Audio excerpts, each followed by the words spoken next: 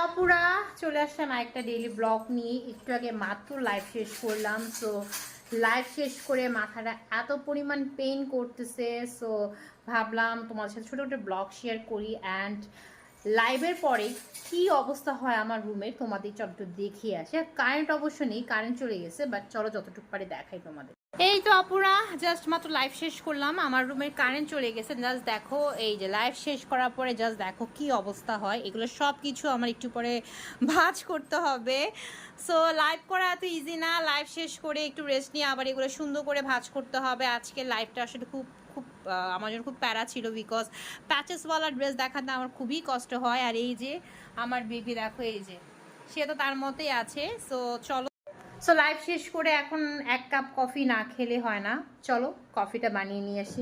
খুবই কড়া করে এক কাপ কফি নিয়ে আসলাম, বিকজ এত কড়া করে যদি এখন আমি এক কাপ কফি না খাই, আমার মাথা ব্যথা কিন্তু একদমই কমবে না। সো অনেক বেশি করা হয়েছে। সো এই ছিল আজকের দুপুরটা আমার। আমি আসলে দুপুর লাইভ করতে চাই না, কারণ দুপুর লাইভ করা খুবই প্যারা, বাট আজকে করলাম বিকজ আমার মতো বাইরে যাবে। সো খুবই কড়া করে ডার্ক করে একটা কফি বানিয়েছি। অ্যান্ড আজকে ভাবছিলাম যে আজকে লুকে একটা ছবি তুলবো, বাট পারলাম না, কারেন্ট চলে গিয়েছে। বাট এই তুমি কি করছো? তুমি কি করছো এগুলা? তুমি কি করতে চাচ্ছ? তুমি আমাকে ঢুকতে দিবা না? তুমি আমাকে ঢুকতে দিবা না কেন?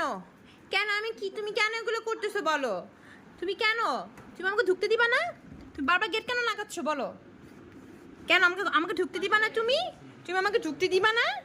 এই ছেলে বলো, মামিকে, মামিকে, ভাবিকে, এগুলো কি বলো? মামি ভাবি বলো, কথা বলো, কথা বলো। প্লিজ আমাকে ঢুকতে দাও, প্লিজ প্লিজ বেবি, প্লিজ আমাকে ঢুকতে দাও প্লিজ।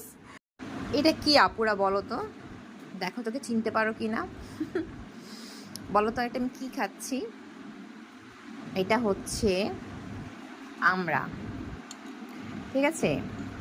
সো যারা আমার মতো আমড়া কাটতে পারো না, মানে আমড়া কাটতে খুবই খুবই খুবই অলসতা কাজ করে, আমার আমড়া আর হচ্ছে আনারস এই দুইটা কেটে খেতে খুবই আমার আসলে আমি পারি না, খুবই কষ্ট হয়।